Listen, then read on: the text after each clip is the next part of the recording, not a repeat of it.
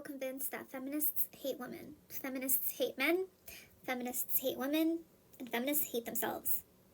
The advice that feminists give other women is, I cannot believe it. Like, you guys encourage such bad things.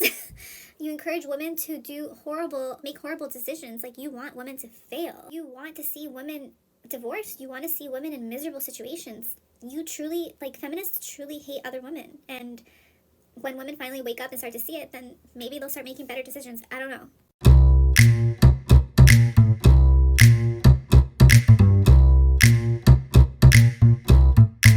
Every single man who is circumcised, there's like nerve endings in the foreskin that are no longer there. It makes ostensibly less pleasurable. There's you can bring up equal, medical literature on how it prevents infection. It's fine though. So you think the pros outweigh the cons? Yeah, hygiene is important. You don't want infections. You realize that somebody who is uncut can observe perfect hygiene. But they don't in reality tend to, right? Little boys. Yeah, I don't think that's justification for mutilation. So you would remove religious freedom because you're saying Jews can't circumcise their children. Well, let's assume there was a religion. I'm not talking about Judaism, okay. But let's say there was a religion that allowed like horrific crimes to be committed against children. It's a false equivalency. How is it? I'm talking about reality. I'm talking about in the Jewish practice, they circumcise and it's fine. Hold on, okay. If in modern day time we view this as barbarism and we view this as a barbarian, yeah, it is. Just to be clear, it's not even a religious argument I'm making. Most circumcisions are just done in the hospital for no religious reason. For years, the message was loud, confident, and everywhere.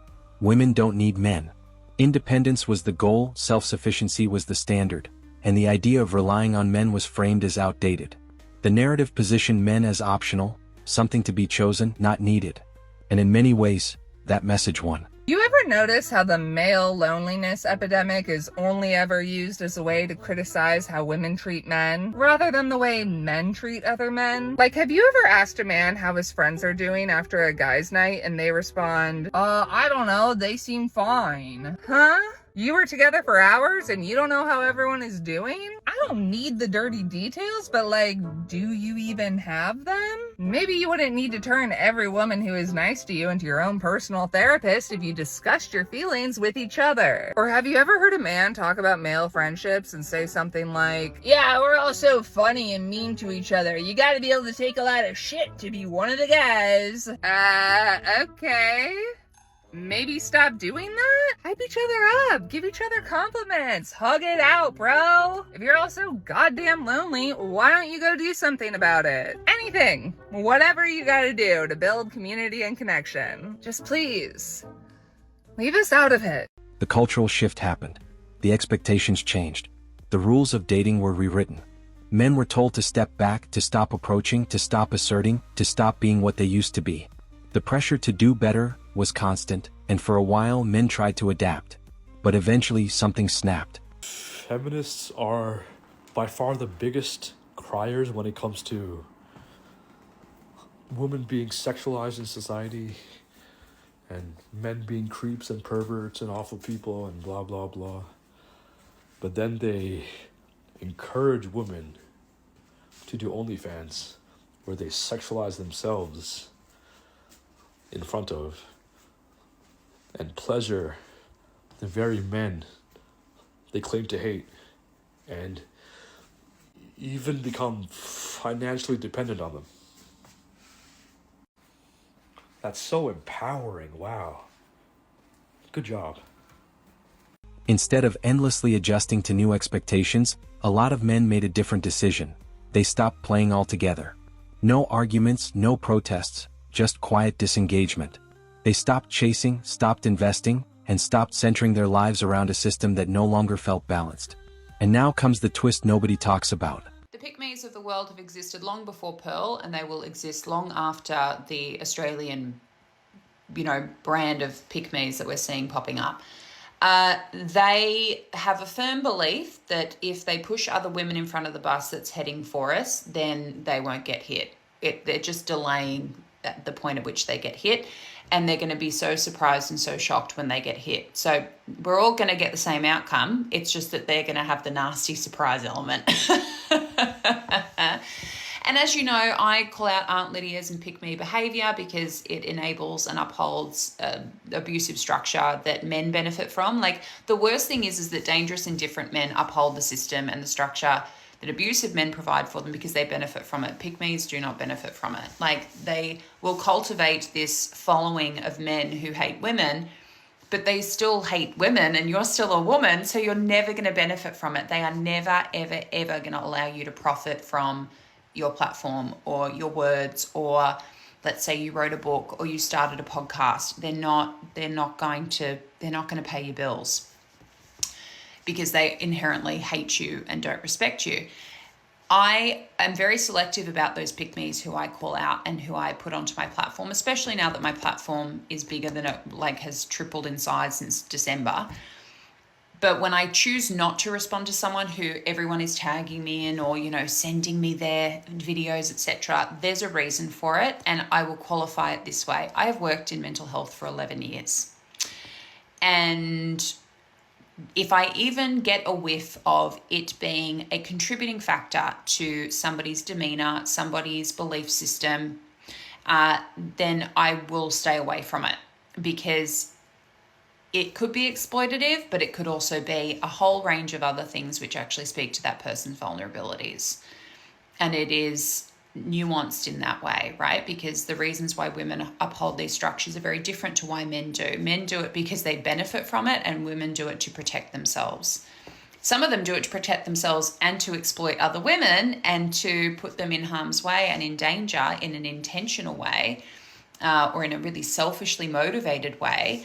And then there are those who are doing it because they might be deeply traumatized, by some experiences they've had with women. They might be someone who is expressing that they don't trust psychologists. So they are talking about their trauma, and they're also talking about the fact that they have not addressed it in any sort of formal treatment sense. There's a whole lot of reasons why I won't. And also because I can smell from a mile away when someone desperately would like to see their video put onto somebody's platform, which will allow more people to see them, because the attention is 50% of the intention behind making this kind of noise. And it is just noise, and it will burn itself out. It always does. Trust me. I've been an online content creator for 11 years. I have seen everybody come and go. Always look at the intention and a bit of a deeper layer as to why it might be happening. And as hard as it can be, coming from a place of compassion and empathy, because like I said, they might think that they're doing it because they're going to benefit from it, but it's probably to protect themselves in some capacity. When men actually follow the message and step back, the reaction isn't celebration, it's frustration. Because the system was never designed for men to truly disappear from it. It was designed for men to stay involved, just under different rules. But when men stop participating entirely, the whole structure starts to feel unstable.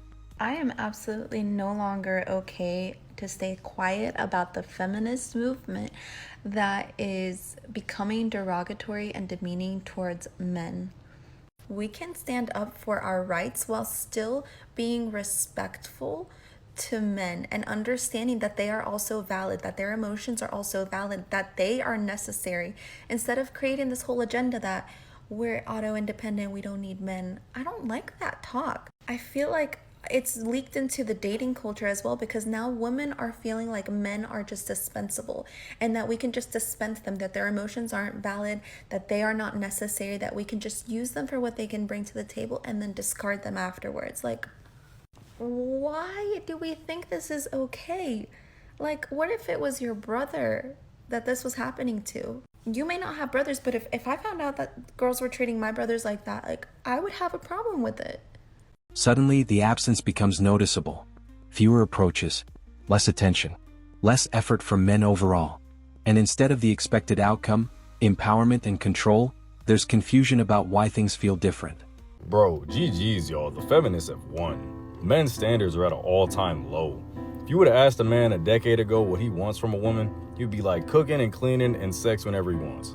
Nowadays, if you ask a man what he wants in a woman, he's just gonna tell you he wants peace. Men don't need you to cook and clean anymore. We can do that on our own. Women wanted equal rights and to work, and now they got equal rights and they're working. But the drawback is that now there's no such thing as gender roles. There's no such thing as a woman's job or a man's job. It's just work that needs to be done. So for better or worse, the feminists have won. The cat's out the bag, y'all. Men don't need women and women don't need men. But the truth is, we work better together. It's been proven time and time again. A man and a woman with the same goal and the same tenacity, they can do anything. In my opinion, the feminists had the right idea, but they didn't think enough about how the future could be. Because women got their equal rights, but men are way less likely to cater for women because of it. Because why cater for somebody who doesn't want to be catered for? It almost defeats the purpose. Meanwhile, men are adjusting just fine. They're building routines, focusing on work, improving their finances, getting in shape, and investing in their own peace. Without the constant pressure to perform or impress, life becomes more predictable, and for many men, more enjoyable. I'm so sick of the man-hating feminist myth. Men are socialized to be masculine figures and to harm women. Seen as macho, to be a ladies' man, and to womanize. There's zero accountability for men growing up. If they harass a woman, oh, it's boys will be boys. It's not a big deal. He'll grow out of it. If they sexually assault a woman, oh, she's probably lying. Or me, when I get harassed by some teenage boys talking about my ass, oh, you're the creep because why are you wearing pants that look like that? When in reality, I didn't do shit wrong. I was literally just showing up in my business clothes. This type of thinking and excusing of men's behavior is the reason why essays happen, why grapes happen, why DV happens, because men are entitled to believe that women belong to them. So I am going to continue to make my content. No, I don't hate men. I hate the way men are socialized. And I do want a son one day so that I could raise him to not be a piece of shit because I am tired. I'm so tired. I'm not a feminist because the way TikTok feminists take this thing, it's getting so scary. You guys have turned this to another thing. You want everybody to be a feminist and you guys are just so loud and angry. Those are the words that could only come out of the mouth of you're not a feminist in 2026. You're just trying to let me know that you didn't go to school. You don't have any mind of your own, or you just don't think women's rights are important enough to be loud about. Ask a man or any woman waiting to be harvested, are you a feminist? The first thing they will say is, feminism now has turned to something. Are you a feminist, yes or no? Feminism now is another thing. Do you know the meaning of feminism? What people do with their own ideas of it is not your business. If you're a feminist, you're a feminist. How can you not believe that women deserve equal rights? Because that is all feminism is. Sometimes I wonder as a woman, how can you be dating someone that has told you he's not a feminist? So that means you're okay with dating someone that says, I don't believe or I don't want women to have equal values as men. That's all it is. Because forget all the TikTok, forget the misandrists. Do you not have a mind of your own? And someone gave a very wonderful analogy on this app with Christianity. A Christian is someone who follows Christ's teachings, who is Christ-like, follows the Bible. Now, there are Christians that are crazy. There are Christians that in the name of God. There are also Christians that are really, really lukewarm. Christians that you will not even know they are lukewarm. See someone like Pastor Toby now. Would you say because of him, you're not a Christian anymore because the way he does his own Christianity is not how God says, so I cannot be a Christian? Don't you go ahead and be a Christian based on what you believe in and based on what you know is true and based on the definition of a Christian?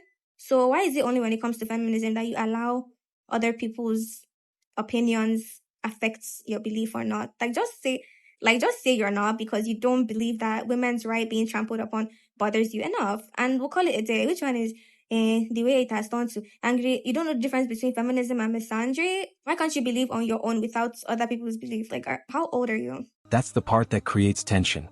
Because when men aren't struggling without the system, it raises uncomfortable questions about how necessary that system really was for them in the first place. Now you're seeing a strange contradiction. If we're looking at all of the systems where women couldn't vote, women couldn't have their own credit cards, they couldn't buy certain things, they needed men, right? That's what we call systematic oppression. Have men faced that? No. Oh, men absolutely have What systematic oppressions have they faced? Ooh, I love that and I love the framing of system. Intrigued. Are you familiar with the selective service system? No. Are we talking about... Hold on. How can you have any position on equality and feminism if you don't even know the primary way and mechanism in which men can be or are oppressed? I drafting. suppose.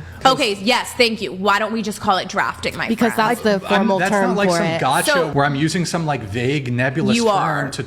No, it's literally the government. So it literally took one word of her just saying it's drafting, and it was all clear to me. Okay, and who is subject to the draft in this country? Men. Are women ever subject to the draft or ever have Well, been? it has not occurred. So as it relates to the system that exists, you said men haven't been systemically oppressed in any sort of way. I would argue that forcing men who are otherwise unwilling to, that don't want to put life and limb at risk, this is absolutely oppressive. Women have not really ever faced that. However, throughout all of human history, but at least as it relates to United States law, men have been forced by the United States government, which is a system. In fact, it's the most powerful system in the entire world. So yes, absolutely, systemic oppression has been something inflicted upon men. The same mindset that encouraged independence is now frustrated that men are no longer engaging the way they used to.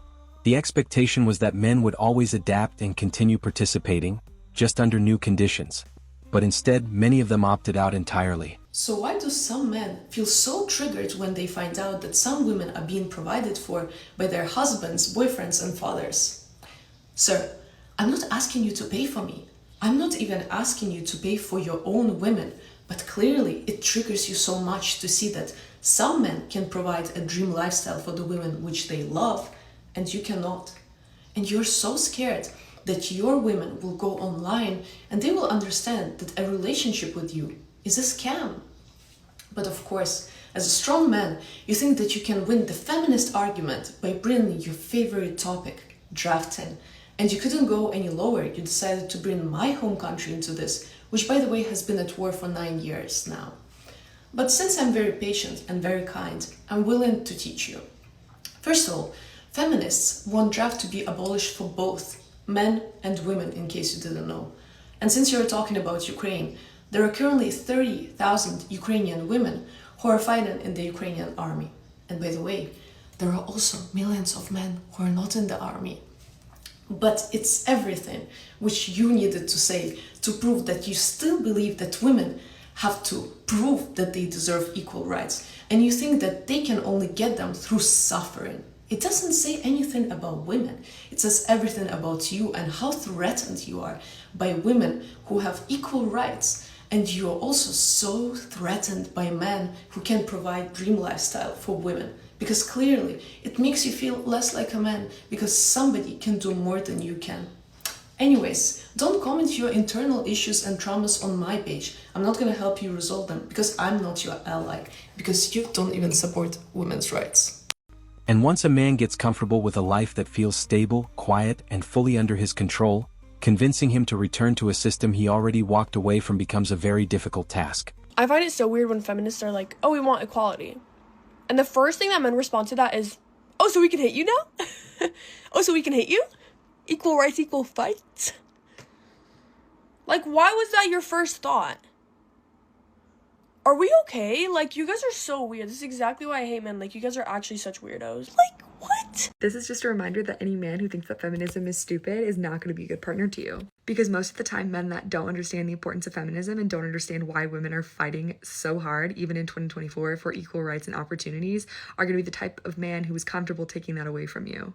That's going to be the type of man that is comfortable keeping you trapped in a household and not letting you pursue your dreams, because doing so makes him feel emasculated. Having a strong and powerful woman who's able to pursue her dreams and who he supports is not something that he foresees happening. Men who are against feminism want themselves to be at the forefront of the household. They want to be the breadwinner. They want to be the person that provides, even when they are unable to do so, even when they are unsuccessful at it. How are you going to be with somebody for the rest of your life that doesn't understand the pink tax, that doesn't understand gender parity? Trust me, you do not want to be with somebody who doesn't understand this. Because the real twist isn't that one side won. It's that the other side decided the game wasn't worth playing anymore. It's like, well, if going out on a date with a guy makes me a slut, then that's just what I'm going to be. I don't think going out on a date makes you a slut, but having sex with different men makes you a slut. Well, what does it make you if you have sex with different women? A slut maker. Men stopped playing by the rules, and now everyone's freaking out. Let's break down why silence has become the loudest move.